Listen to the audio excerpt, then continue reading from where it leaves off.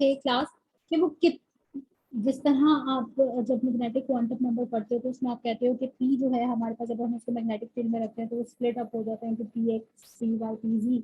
Similar is the case with this nuclei कि जब आप न्यूक्लियाई को एक्सटर्नल मैग्नेटिक फील्ड में रखते हो तो उसकी जो डीजनरेट स्पिन स्टेट्स हैं वो अब डीजनरेट नहीं रहती, वो नॉन डीजनरेट हो जाती हैं। वो कितनी नॉन डीजनरेट स्पिन स्टेट बनेंगी, कितनी नंबर ऑफ स्पिन स्टेट में वो जो है वो स्प्लिट अप होगा, उसे हम स्पिन मल्टीप्लिसिटी कहते हैं। और उसको कैलकुलेट करने के लिए हमें स्पिन स्पिन क्वांटम नंबर का पता होना चाहिए। अगर स्पिन क्वांटम नंबर की वैल्यू हाफ है तो इट मींस उसकी स्पिन मल्टीप्लिसिटी 2 है, यानी in the presence of magnetic field वो न्यूक्लियाई दो स्पिन स्टेट में स्प्लिट अप हो जाएगा। और वो उनके लिए उसकी जो वैल्यू है मैग्नेटिक स्पिन क्वांटम नंबर की वो क्या होगी, plus half and minus half. ये स्पिन क्वांटम नंबर है, ये मैग्नेटिक स्पिन क्वांटम नंबर। ये उसी तरीके से है क्लास जितना मैंने अभी आपको प्रिंसिपल क्वांटम नंबर की बताया है कि क्वांटम नंबर में हम मैग्नेटिक क्वांटम नंबर की बात करते हैं। ठीक है, तो ये मैग्नेटिक क्वांटम नंबर है कि यही अगर एक न्यूक्लियाई हाफ स्पिन रखता है तो उसकी मल्टीप्लिसिटी कितनी है कि वो हाफ स्पिन जो है उसके लिहाज से वो कितनी स्पिन स्टेट में स्प्लिट हो जाएगा, वो कितनी है, वो नंबर उनका नंबर 2 है। और उनके लिए मैग्नेटिक स्पिन क्वांटम नंबर की वैल्यू क्या है कि एक के लिए वैल्यू होगी प्लस हाफ और दूसरे के लिए वैल्यू होगी माइनस हाफ। इसी तरीके से अगर स्पिन क्वांटम नंबर की वैल्यू है 1 तो स्पिन मल्टीप्लिसिटी हमारे पास आएगी 3। और इस 3 का मतलब है कि मैग्नेटिक स्पिन क्वांटम नंबर हमारे पास किसके इक्वल हो सकता है, वो 3 वैल्यू रखता होगा। एक होगी 0, एक हमारे पास +1 और एक हमारे पास -1। ये 3 वैल्यूज होंगी हमारे पास उस न्यूक्लियाई के लिए, या उसकी 3 पॉसिबल ओरिएंटेशन होंगी in the external magnetic field. But in this case हमारे पास 2 पॉसिबल ओरिएंटेशन होंगी in the external magnetic field. यहाँ तक कुछ समझ आया? मैम ये यानी स्पिन क्वांटम नंबर की भी समझ है, ये डी जनरेशन की भी समझ है, ये भी समझ है कि मैग्नेटिक जो क्वांटम है उसकी वैल्यू +1 से -1, माइनस से लेके प्लस, यानी इंटीजर्स होते हैं। मगर ये आपने ये वैल्यू आई कैसी, आई की वैल्यू तो चले वो फार्मूले में है, ये थोड़ा सा एक दफा रिपीट कर। ये कहाँ से आई है, एम आई जी कहाँ मैम। से आया? देखो ना, ये आपके पास 2i+1 जो है ये फॉर्मूला है स्पिन मल्टीप्लिसिटी को कैलकुलेट करने का कि कितनी पॉसिबल ओरिएंटेशन हो सकती है। 1 2 0 हो सकती है, 1 हो सकती है, 2 हो सकती है, कितनी हो सकती है वो डिपेंड करेगा आपको आई की वैल्यू पे। और आई अगर हमारे पास सपोज अगर स्पिन क्वांटम नंबर किसी न्यूक्लियाई का हमारे पास है हाफ, ठीक है, तो उसके लिए हम कैलकुलेट करें कि वो एक्सटर्नल मैग्नेटिक फील्ड में कितनी स्पिन स्टेट में स्प्लिट अप हो जाएगा, तो उसको हम उसके लिए हमारे पास आंसर आएगा 2। 2 का मतलब है कि जब उस न्यूक्लियाई को जिसका स्पिन क्वांटम नंबर हाफ है उसे जब मैं एक्सटर्नल मैग्नेटिक फील्ड में रखती हूँ तो वो 2 स्पिन स्टेट उसके, या 2 एनर्जी लेवल, इस तरह आप समझ लो कि वो 2 एनर्जी लेवल में स्प्लिट होगा। ठीक है, 2 से ज्यादा नहीं हो सकते, 2 से कम नहीं हो सकते, 2 ही रहेंगे उसके लिए क्योंकि उसका स्पिन क्वांटम नंबर क्या है, हाफ। तो उसकी स्पिन मल्टीप्लिसिटी मेरे पास आ गई 2।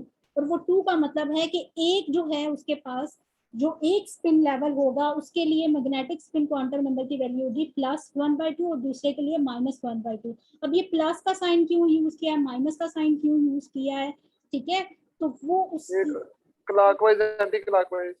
हाँ, ये क्लॉकवाइज और एंटी क्लॉकवाइज के लिहाज से, बिल्कुल क्लॉकवाइज एंटी क्लॉकवाइज के लिहाज से नहीं है, ये है align with the external magnetic field या align with the against the external magnetic field. क्योंकि अब मैग्नेटिक फील्ड की वजह से डीजनरेसी रिमूव हुई है, तो अब वो मैग्नेटिक फील्ड डिसाइड करेगी। अगर तो मेरा nuclei with the field align हो जाता है, इसको नेक्स्ट देखो,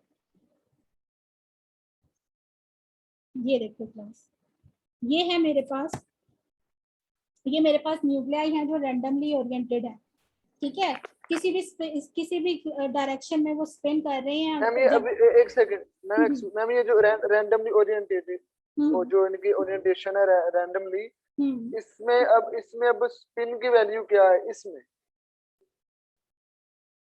इसमें स्पिन क्वांटम नंबर हाफ ही है ना, ये तो इसमें स्पिन यानी क्वांटम नंबर हाफ है, ठीक है, बट इसकी स्पिन मल्टीप्लिसिटी यहाँ पे कोई नहीं है क्योंकि एक्सटर्नल मैग्नेटिक फील्ड जब आपने अप्लाई नहीं की तो उस केस में उसके जो स्पिन स्टेट 2 है वो डी जनरेट है, ठीक है, तो बट वो मैम किस, जो स्पिन क्वांटम नंबर है वो तो वो हाफ हाफ से क्या मतलब -1 +1, वो एक तो वैल्यू नहीं होती स्पिन क्वांटम नंबर की, वो माइनस भी होती है और प्लस में भी होती है। नहीं, यहाँ पे आपने जब स्पिन क्वांटम नंबर की बात करनी है तो अगर अगेंस्ट डायरेक्शन, अगेंस्ट आपके पास विदाउट फील्ड है, नो फील्ड है, तो आपने ये नहीं देखना कि वो प्लस है माइनस है, वो रैंडमली ओरिएंटेड है। ठीक है, जब प्लस और माइनस का साइन यहाँ पे हम लगा रहे हैं तो वो तब लगा रहे हैं जब हम उसको मैग्नेटिक फील्ड में रख रहे हैं। ठीक है मैम। ठीक है, क्योंकि अगर मैं यहाँ प्लस माइनस का साइन यहाँ पे लगा दूंगी ना आई के साथ, तो फिर ये फॉर्मूला कैलकुलेट नहीं होगा इस तरह, ये 2 आंसर नहीं आएगा फिर।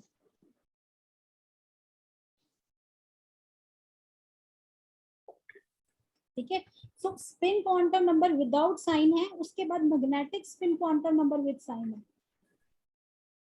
ठीक है, अब जब ठीक है मैग्नेटिक स्पिन क्वांटम नंबर के साथ मैंने साइंस लगाए हैं। अब वो साइंस क्या क्यों लगाए हैं कि अब ये देखो कि डायरेक्शन ऑफ स्पिन जो है in the absence of field वो रैंडमली है। ठीक है, क्योंकि स्पिन जितनी स्टेट है उसके पास, अब ये हम नहीं कह रहे कि 2 है 3 है, जितनी भी हैं वो सारी डीजेनरेट है, यानी उनकी एनर्जी सेम है, तो वो न्यूक्लियाई की अपनी मर्जी है, वो क्लॉकवाइज रोटेट करे, वो एंटी क्लॉकवाइज रोटेट करे, वो स्ट्रेट क्लॉकवाइज रोटेट करे, वो कहीं भी रोटेट करे किसी भी डायरेक्शन में, क्योंकि उसकी एनर्जी, उसके सारी जो ओरिएंटेशन है उसके लिए एनर्जी सेम है। ठीक है, बट अब मैंने क्या किया, ये सपोज मेरा सैंपल है। ठीक है, ये सेंटर में ये न्यूक्लियाई है, सर्कल जो है ये न्यूक्लियाई है, ये मेरा सैंपल है, और ये न्यूक्लियाई एनएमआर एक्टिव है, यानी ये इसकी जो एक नेट स्पिन है वो प्रेजेंट है इसमें, इसका स्पिन क्वांटम नंबर 0 नहीं है। ठीक है, तो वो न्यूक्लियाई कंटेनिंग सब्सटेंस हमने यहाँ पे रखा है इस सैंपल ट्यूब में, और उसको मैंने एक एक्सटर्नल मैग्नेटिक फील्ड में रख दिया है, जिसके ये पोल्स आपको नजर आ रहे हैं, नॉर्थ और एक साइड पे साउथ पोल। ठीक है, अब क्या होगा क्लास, हमें पता है ऑपोजिट पोल्स हमेशा एक दूसरे को अट्रैक्ट करते हैं, मतलब नॉर्थ जो है वो साउथ को अट्रैक्ट करता है, और साउथ जो है वो नॉर्थ, मतलब ऑपोजिट अलाइनमेंट जो है ऑपोजिट पोल्स वो वहाँ पे अट्रैक्शन होती है, और सिमिलर पोल्स के इन बिटवीन हमारे पास क्या होती है, रिपल्शन होती है। ठीक है, तो हमारी मैग्नेटिक लाइंस ऑफ फोर्सेस जो हैं वो हमारी नॉर्थ से निकल के साउथ पोल की तरफ जा रही हैं, तो ये हमारी मैग्नेटिक लाइंस ऑफ फोर्सेस की डायरेक्शन है, और ये हमने न्यूक्लियाई रख दिया, अपना सैंपल रख दिया। अच्छा, अब हमारा सपोज ये न्यूक्लियाई जब मैंने इसको मैग्नेटिक फील्ड में रखा है, तो ये कुछ इस डायरेक्शन में रिवॉल्व कर रहा है, ये जो आपको एरो नजर आ रहा है इसी डायरेक्शन में आपने अपनी फिंगर को कर्ल करना है। जब आप फिंगर को रोटेट करोगे, कर्ल करोगे, तो थंब उसी तरीके से, क्योंकि न्यूक्लियस की बात हो रही है, तो थंब आपको नॉर्थ पोल दिखा रहा है जो मैंने यहाँ लिखा है, और ये वाला आपका साउथ पोल है। अब क्या हो गया, एक नॉर्थ पोल मुझे पता चल गया, ये मेरे न्यूक्लियाई के लिए है नॉर्थ और ये साउथ, और अभी मैं बात कर चुकी हूँ कि हमेशा ऑपोजिट पोल्स एक दूसरे को अट्रैक्ट करते हैं, तो मींस कि ये न्यूक्लियाई जब इसको अब एक्सटर्नल मैग्नेटिक फील्ड में मैं रखूंगी तो ये कुछ इस तरीके से अलाइन होना पसंद करेगा कि इसका नॉर्थ पोल मैग्नेट के साउथ पोल के सामने आ जाए, और इसका साउथ पोल मैग्नेट के नॉर्थ पोल के सामने आ जाए। तो जब अगर वो इस तरह अपने आप को अलाइन करेगा तो ये वाली सिचुएशन आ जाएगी मेरे पास कि ऑपोजिट जो पोल्स हैं वो एक दूसरे के सामने आ गए हैं और उनके दरमियान में अट्रैक्शन आ गई है, और इस केस में मैग्नेटिक लाइंस ऑफ फोर्सेस जो है वो पैरेलल हो जाती हैं। और ये जो आपकी जो जहाँ पे अट्रैक्शन प्रीडोमिनेट करती है, तो हम ये रूल पढ़ते हैं कि सिस्टम की एनर्जी जो है वो डिक्रीज कर जाती है। तो इट मीन्स कि ये वाली जो स्पिन स्टेट है वो लो एनर्जी स्पिन स्टेट है, क्योंकि इसमें आपके पास अट्रैक्शन प्रीडोमिनेट कर रही है, और इसमें मैग्नेटिक लाइंस ऑफ फोर्सेस जो है वो पैरेलल है of the magnet and your field nuclear. ठीक है, यहाँ तक समझ आया? मैम ये जो आपने अंदर ड्रा किया है, ये जो आपका सैंपल है, इसके अंदर जो नॉर्थ और साउथ पोल ड्रा किए हैं, ये कैसे, ये अंदर ये फील्ड खुद जनरेट हुई है अंदर से उसको मैग्नेटिक फील्ड रखने के अंदर रखने के बाद? नहीं, न्यूक्लियाई एक्सपोज कर लिया ना मैंने कि एक डायरेक्शन कोई भी, ये जरूरी नहीं है कि आप इसी डायरेक्शन में न्यूक्लियाई को रखो। न्यूक्लियाई जब आपने रखा है तो वो किसी भी डायरेक्शन में ओरिएंट हो सकता है, मैंने कोई एक सी डायरेक्शन उसकी ले ली कि नहीं ये मैं वो कह रहा हूँ जो साउथ पोल है, ये जो नॉर्थ पोल है, ये कैसे आप ये मैंने इस क्या? तरह ये मैंने इस तरह किया है कि आपके पास सपोज न्यूक्लियाई जो है वो इस डायरेक्शन में रोटेट कर रहा है, रिवॉल्व कर रहा है। ठीक है, जितने भी न्यूक्लियाई किसी भी डायरेक्शन में, यहाँ पे एक से ज्यादा न्यूक्लियाई भी आप लिख सकते हो, वो किसी भी डायरेक्शन में रोटेट कर रहे हो, उनका एक नॉर्थ और साउथ पोल होगा, और उसी लिहाज से वो अलाइन विद द फील्ड होंगे। ठीक है, अब सारे तो मैं यहाँ नहीं बता सकती, तो मैंने कोई एक सी रैंडम ओरिएंटेशन में से, ये जो ऊपर वाली रैंडम ओरिएंटेशन थी, इनमें से कोई सी एक ओरिएंटेशन पकड़ ली कि किसी एक डायरेक्शन में वो स्पिन कर रहा है, तो उसको हमने उस स्पिन को लेते हुए हमने मैग्नेटिक फील्ड में जब रखा है उस न्यूक्लियाई को, तो क्या होगा कि उस स्पिन के according north and south pole होंगे, तो वो नॉर्थ एंड साउथ पोल जो है वो आपके ऑपोजिट जो मैग्नेट है उसके सामने अट्रैक्शन के थ्रू जो है वो सामने आ जाएंगे, और ये वाली जो अलाइनमेंट होगी ये विद द फील्ड होगी। ठीक है, तो जितने भी न्यूक्लियाई आपके पास किसी भी डायरेक्शन में है वो most of the nuclei favour करेंगे या मूव करेंगे कि वो विद द फील्ड अलाइन हो जाए। और विद द फील्ड कब अलाइनमेंट होती है, जब अपोजिट पोल्स एक दूसरे के सामने आ जाते हैं और अट्रैक्शन जो है वो आपकी जो है वो डोमिनेट कर जाती है। ठीक है, अब आपका क्वेश्चन कि मैम यही वाली आपने क्यों ओरिएंटेशन ली है, यही वाली स्पिन क्यों ली है, तो अभी नहीं मैं नहीं आपको मैम, हाँ मेरा क्वेश्चन ये है कि ये जो नॉर्थ और साउथ पोल ये जो आपने हाँ इसे ड्रा किए हैं हाँ हाँ, ब्लैक पॉइंटर से ये ड्रा आपकी मर्जी है, किए। अगर आपकी मर्जी है वो मैं आपको बता देती हूँ आप क्यों कंफ्यूज हो रहे हो, कि आपने मैम यही क्लॉकवाइज अगर आपने ली है, आपने नहीं इसी नहीं, मैं ये डायरेक्शन कह में, रहा हूँ ये नॉर्थ और साउथ पोल ये वाली जो मैग्नेट ये नॉर्थ जो एंड साउथ पोल तब आए हैं जब ये मैंने उसकी कैसे है? एक स्पिन फोकस कर ली है कि क्लॉकवाइज डायरेक्शन में है या एंटी क्लॉकवाइज में। ठीक है, नीचे जो तो एरो उसमें देखो ना, अगर इसको ऑपोजिट कर लो, ये रूल नहीं है, ठीक है, इसको ऑपोजिट कर लो, ये अभी क्लॉकवाइज में मैंने बताया, इसको एंटी क्लॉकवाइज कर लो तो वो दूसरे तरीके से अलाइन हो जाएगा। उस केस में अगर इसको एंटी क्लॉकवाइज रोटेट करोगे, नॉर्थ नीचे चला जाएगा, साउथ ऊपर चला जाएगा, लेकिन फिर भी अलाइनमेंट विद द फील्ड ही करनी है आपने। ठीक है मैम। समझ आ गया? जी जी जी। अच्छा, उसके बाद ये रूल नहीं है कि आपने, इसलिए मैंने कहा है ना कि वो आप क्लॉकवाइज का ले लो, एंटी क्लॉकवाइज को कंसिडर कर लो, किसी भी डायरेक्शन में कंसिडर कर लो, आपने अलाइन विद द फील्ड करना, अलाइन विद द फील्ड करने का एक ही सिचुएशन है, एक ही पॉसिबिलिटी है, तो इससे कोई फर्क नहीं पड़ता। ठीक है, तो ये आपकी अलाइनमेंट विद द फील्ड हो गई। ठीक है, अलाइनमेंट विद द फील्ड है, लो एनर्जी स्टेट है आपके पास, potential energy of the system decrease कर जाती है। अब एक और मैंने पॉसिबल, जो अलाइनमेंट कैसे हुई है, ये अलाइनमेंट कैसे हुई है इसकी, ये जो ऊपर की जो अट्रैक्शन है वो क्या चीजें हैं? अलाइनमेंट तो उसकी हो गई नॉर्थ की तरफ मैग्नेटिक और लाइंस ऊपर ऑफ जो फोर्सेस का पैरेलल होना जरूरी है ना, तभी वो अट्रैक्ट करेंगी ना। अगर वो एंटी पैरेलल हो जाएंगी तो वो आपके पास जो है वो अट्रैक्शन नहीं, रिपल्शन प्रीडोमिनेट कर जाएगी। नहीं, ये जो ऊपर, अच्छा ये जो आपने ऊपर जो ड्रा किया, अच्छा ठीक है, वो जो आपने ऊपर को एरोज ड्रा किए हैं वो आपने ये अट्रैक्शन ओरिएंटेशन है, दी है कि ये मैंने बताया अट्रैक्शन पैदा अट्रैक्शन। हो रही है। हाँ, ये ठीक है मैंने ठीक कहा है। है कि यहाँ पे इस नॉर्थ एंड साउथ के इन बिटवीन अट्रैक्शन है, ये नॉर्थ एंड साउथ के इन बिटवीन अट्रैक्शन है। ठीक है, और ये आपकी मैग्नेटिक लाइंस ऑफ फोर्सेस की डायरेक्शन दोनों केसेस में सेम है, north to south, north to south. ठीक है, तो ये एक दूसरे के पैरेलल हो गई है, तो इसी वजह से ये पैरेलल होने की वजह से जो मैग्नेटिक लाइंस ऑफ फोर्सेस जो हैं वो ओवरऑल पैरेलल हो गई हैं एक दूसरे के, तो इस वजह से आपके पास जो अट्रैक्शन है वो प्रीडोमिनेट हो गई है। अच्छा, अब आप क्या करते हो कि जरूरी तो नहीं है कि आपके न्यूक्लियाई सारे के सारे, इस क्वेश्चन के बाद एक और क्वेश्चन ये भी बनता है कि जरूरी नहीं है कि जब मैंने मैग्नेटिक फील्ड में रखा है कि मेरे सारे के सारे न्यूक्लियाई जो हैं वो with the field he align हों। ठीक है, कुछ ऐसा, कोई ऐसी भी तो पॉसिबिलिटी है ना कि मेरे न्यूक्लियाई जो है वो अगेंस्ट द फील्ड अलाइन हो जाए। ठीक है, अगर मेरे nuclei against the field align हो जाएंगे तो वो किस सूरत में है कि नॉर्थ नॉर्थ के सामने आ जाए, साउथ साउथ के सामने आ जाए, तो उस सूरत में हमारे पास रिपल्शन प्रीडोमिनेट कर जाएगी और एनर्जी ऑफ द सिस्टम बढ़ जाएगी, यानी वो वाली जो स्पिन स्टेट होगी वो हाई एनर्जी स्पिन स्टेट होगी, और ये जो अलाइनमेंट विद द फील्ड की वजह से जो स्पिन स्टेट या ओरिएंटेशन है ये लो एनर्जी ओरिएंटेशन या लो एनर्जी स्पिन स्टेट है। यहाँ तक समझ आया? जी मैम। अच्छा, अब ये देखो, ये वही केस है कि हमारे पास एक स्पिन, ये दो में क्यों स्प्लिट किया, ये वो वाला केस है जिसमें अगर आई की वैल्यू हो half, if the spin quantum number is equal to half 1/2, then spin multiplicity will come out to be 2।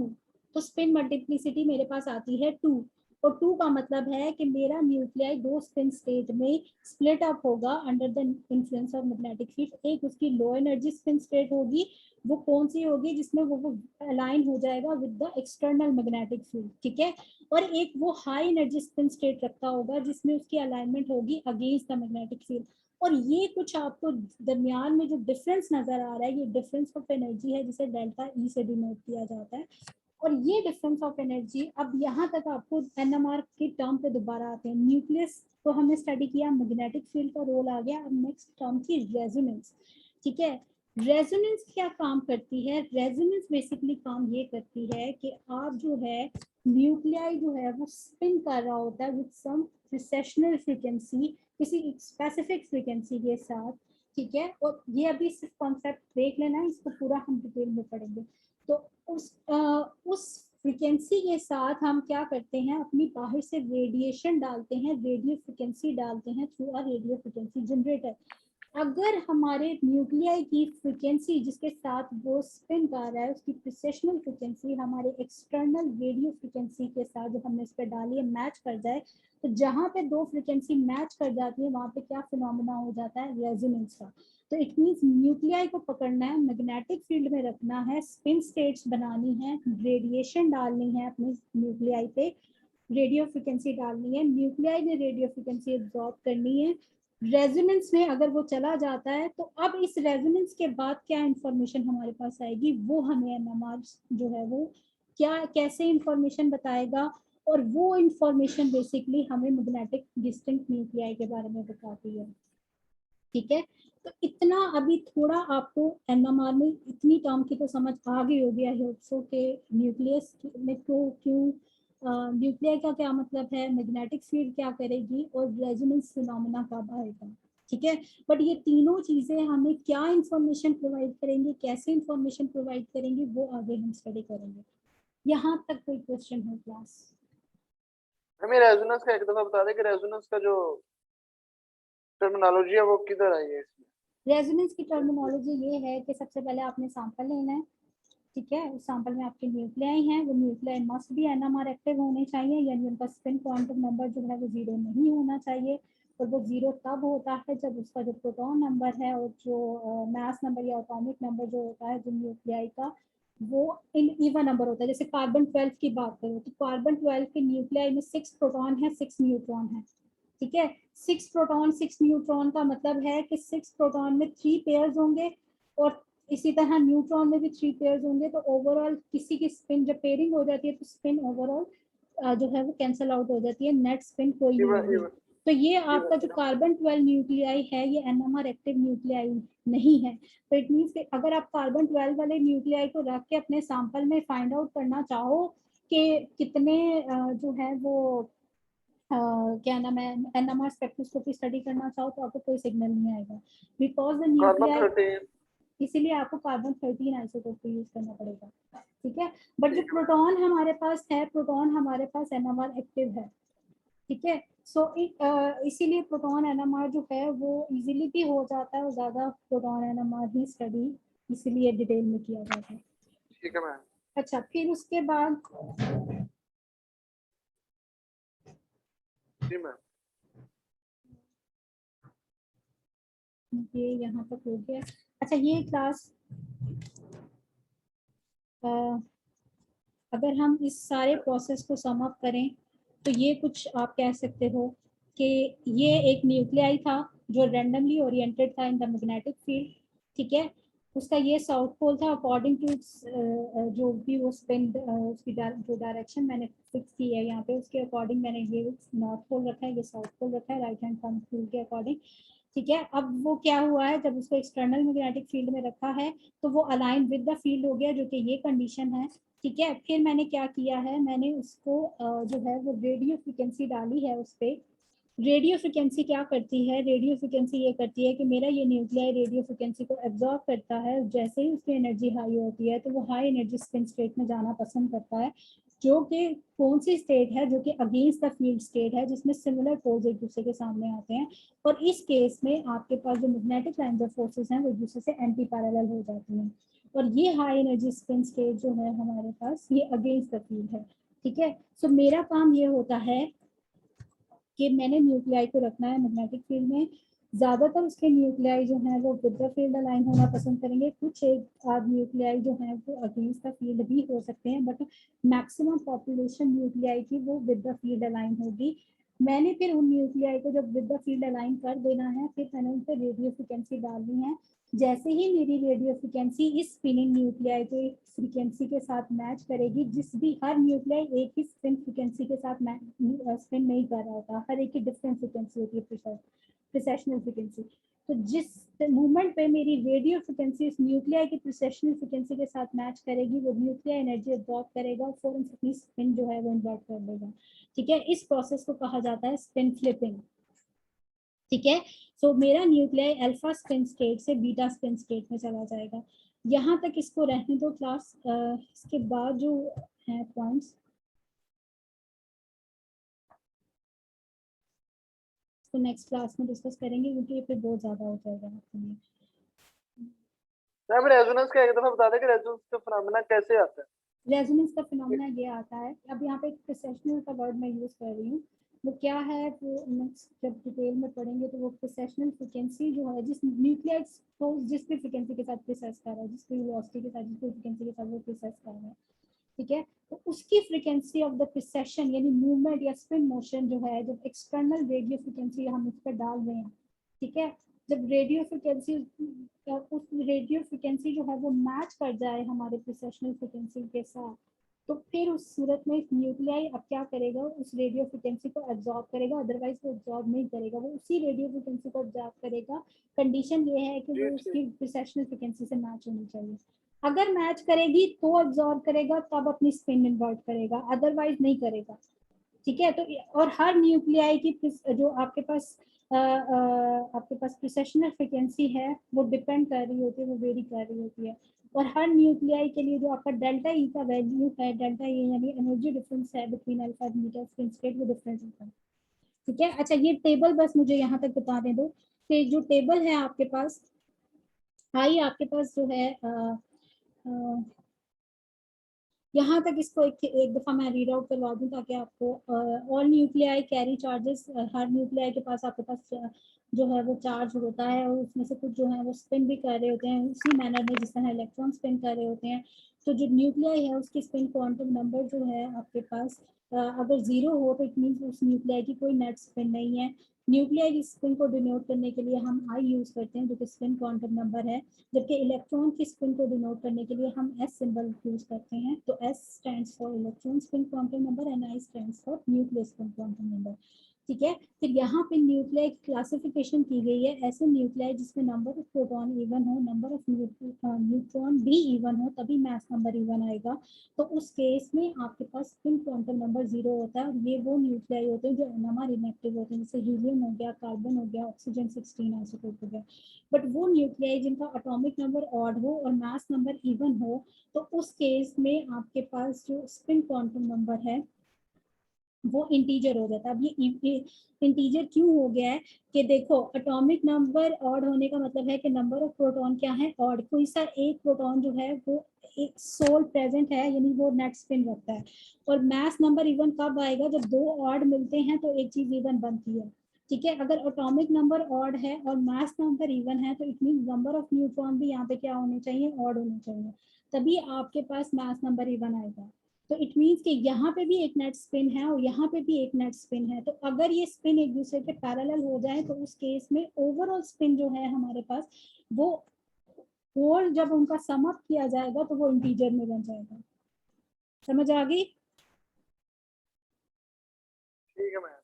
अच्छा, फिर उसके बाद इसके ऑपोजिट वाला जो केस है कि एटॉमिक नंबर अगर इवन हो या ऑड हो और मास नंबर आपके पास ऑड हो, तो उस केस में हमारे पास जो है जो स्पिन क्वांटम नंबर है वो हाफ इंटीजर होता है। और इसमें हमारे पास कौन सा है, प्रोटॉन न्यूक्लियाई है, बोरॉन है, कार्बन 13 है, और ये 1/2 आपके पास नाइट्रोजन 15 आइसोटोप है, ऑक्सीजन 17 है।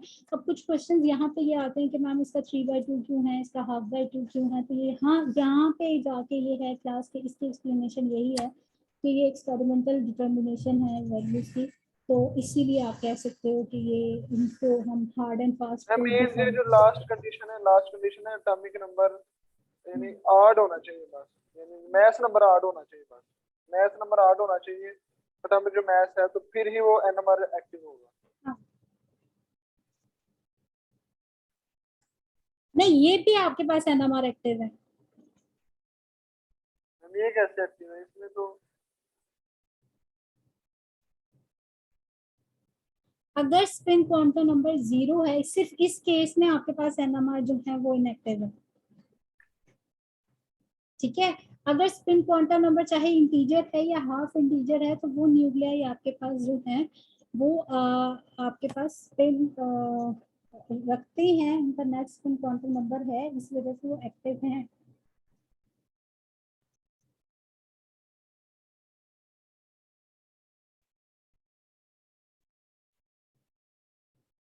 ठीक है, इसकी एक्सप्लेनेशन यहाँ पे देखो कि जो ड्यूट्रियम है आपके पास, जो कि आइसोटोप ऑफ हाइड्रोजन है, उसमें एक प्रोटॉन है, एक न्यूट्रॉन है, ठीक है। और इस वजह से उसका जो मास नंबर है वो इवन है और एटॉमिक नंबर जो है वो ऑड है। अब उसकी जो स्पिन है हमारे पास वो 1 हो सकती है या 0 हो सकती है, ठीक है। 1 कब कंसिडर करनी है? जब दोनों की स्पिन पैरेलल मान लूं मैं। और 0 कब कंसिडर करनी है? जब एक ही स्पिन जो है वो आपके पास और दूसरे की स्पिन आपस में एक दूसरे के एंटी पैरेलल हो, तो उस केस में नेट ओवरऑल स्पिन 0 हो जाएगी। तो ये दो पॉसिबिलिटी है। अगर 1 कंसीडर करती हूँ तो 1 के लिए हाथ से ये एनएमआर एक्टिव है। अगर मैं 0 कंसीडर कर देती हूँ, मींस दोनों को एक दूसरे के एंटी पैरेलल कंसीडर कर देती हूँ, तो उस केस में ये एनएमआर इनएक्टिव हो जाता है, ठीक है। तो अगर 1 कंसीडर करूंगी तो उसके लिए हाथ से फिर मुझे स्पिन मल्टीप्लिसिटी बतानी पड़ेगी। अगर मैं 0 कंसीडर करूंगी तो वो उस केस में एनएमआर एक्टिव न्यूक्लियाई की टर्म से निकल जाएगा। समझ आ गया? जी मैम। ठीक है, इसीलिए ये जो लास्ट वाले हैं आपके पास जिनका फ्रैक्शन में है, इनको ज्यादा कंसिडर किया जाता है या इनको ज्यादा स्टडी किया जाता है, क्योंकि यहाँ पे आप बता नहीं सकते कि हमें नहीं पता कि वो दूसरे के पैरेलल हैं या एंटी पैरेलल। हम दो कंडीशन लगा रहे हैं, दो प्रोबेबिलिटीज लगा रहे हैं कि एक पैरेलल भी हो सकती है अलाइनमेंट और एक एंटी पैरेलल भी हो सकती है, ठीक है। इसको क्लास एक दफा रीड आउट करना लाजमी, ठीक है, क्योंकि रीड आउट करना कंपलसरी है, साथ साथ इसको पढ़ते रहो, ठीक है। अगर स्टिल कंफ्यूजन हो कोई भी तो वो नेक्स्ट क्लास में हम इंशाल्लाह डिस्कस कर लेंगे, बट उसके लिए आपको पढ़ना लाजमी है। मैम इस दफा हमारे कोर्सेज कितने हैं वैसे ये बता दें काइंडली? कोर्सेज कितने हैं मतलब? एक मैम एक